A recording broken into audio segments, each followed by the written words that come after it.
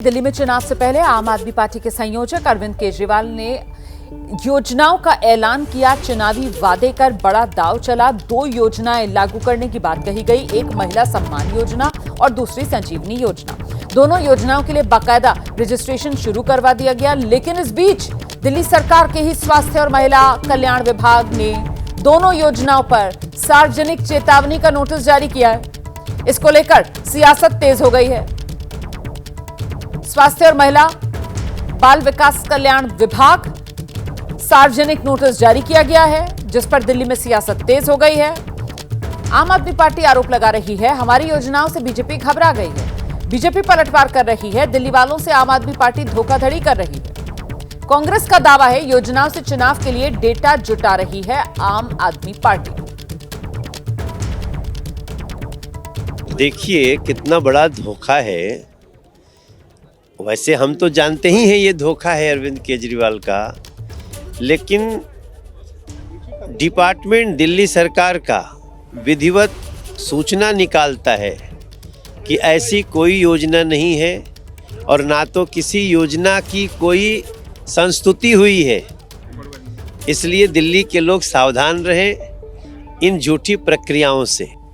ये केजरीवाल की गारंटी है, चुनाव जीतने के बाद 60 साल के ऊपर के बुजुर्गों को निःशुल्क इलाज मिलेगा, प्राइवेट हॉस्पिटल में भी और सरकारी अस्पताल में भी। 2100 रुपए हर महिला को उनके खाते में मिलेगा चुनाव जीतने के बाद। और हर महिला ये कह रही है हम मुख्यमंत्री बनाएंगे केजरीवाल जी को और 2100 रुपए हमारे खाते में आएगा। इसमें गलत क्या है? मतलब भाजपा ही पागल हो गए, उनका दिमाग काम करना बंद हो गया। इसी पर चर्चा करेंगे। हमारे साथ 2 खास मेहमान मौजूद हैं। प्रवीण खंडेलवाल सांसद हैं, बीजेपी के नेता हैं, वो हमारे साथ जुड़ गए हैं, और साथ ही आम आदमी पार्टी के प्रवक्ता अनुराग ढांडा आप देख रहे हैं हमारे साथ मौजूद है। लेकिन पहले जरा आपको लेकर चलते हैं हमारे सहयोगी जैनेंद्र, जिनके साथ इस वक्त कांग्रेस के नेता देवेंद्र यादव मौजूद हैं। और जरा जैनेंद्र से जानते हैं कांग्रेस की ये जो आर पार की स्थिति चुनावी वादों को लेकर इस वक्त बीजेपी और आम आदमी पार्टी में देखने के लिए मिल रही है, उस पर प्रतिक्रिया क्या आ रही है? जैनेंद्र, बिल्कुल, क्या प्रतिक्रिया है, क्या नजरिया है? देवेंद्र यादव, दिल्ली प्रदेश कांग्रेस के अध्यक्ष, आप सुन रहे हैं। सरकारी अधिकारियों ने विज्ञापन जारी कर बता दिया कि जो केजरीवाल की योजनाएं हैं, ऐसी कोई योजना है ही नहीं, और जो रजिस्ट्रेशन आदि करवाया जा रहा है उसको फर्जीवाड़ा करार दिया। अब बीजेपी कह रही है केजरीवाल फर्जीवाड़ा कर रहे हैं, आम आदमी पार्टी कह रही है कि भाजपाई पागल हो गए। आपने सुना संजय सिंह को। कांग्रेस की क्या प्रतिक्रिया है इस पूरे विवाद में? देखिए, हम ये शुरू से एक बात कहते रहे हैं कि केजरीवाल जी लगातार दिल्ली की जनता को ही नहीं, देश की जनता को बरगलाने की कोशिश कर रहे हैं और उनके साथ धोखा कर रहे हैं। दिल्ली की जनता के साथ अनेकों उन्होंने वादे किए, बातें की हैं, लेकिन सच्चाई धरातल पर उसके बिल्कुल विपरीत है। और जहां तक 2100 रुपये और ये बुजुर्गों को सम्मान वाली बात है, जो इलाज की बात है, अभी मुझे मालूम हुआ कि उनकी खुद की सरकार के डिपार्टमेंट ने ये सार्वजनिक घोषणा की है कि इस तरीके की कोई योजना भी नहीं है।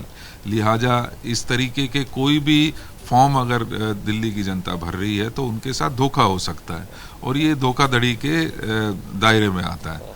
मैं स्पष्ट करना चाहता हूं कि इस तरीके के वादे, इस तरीके की बातें केजरीवाल जी ना सिर्फ दिल्ली की जनता को कर रहे हैं, बल्कि आज से 3 साल पहले पंजाब में भी उन्होंने इसी तरीके का वादा किया था। वहाँ की जनता, वहाँ की महिलाएं लगातार इंतज़ार कर रही हैं कि उनको कब ये 1000 रुपये उनके खाते में आएंगे और कब केजरीवाल जी का जो वादा था वो पूरा होगा।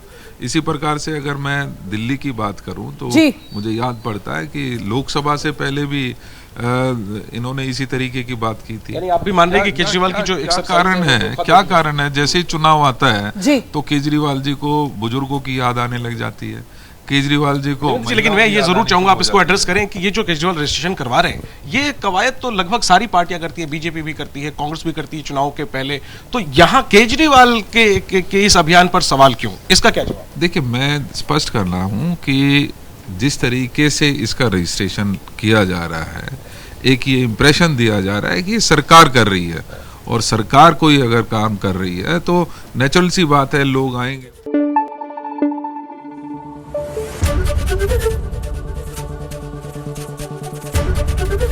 एबीपी न्यूज आपको रखे आगे।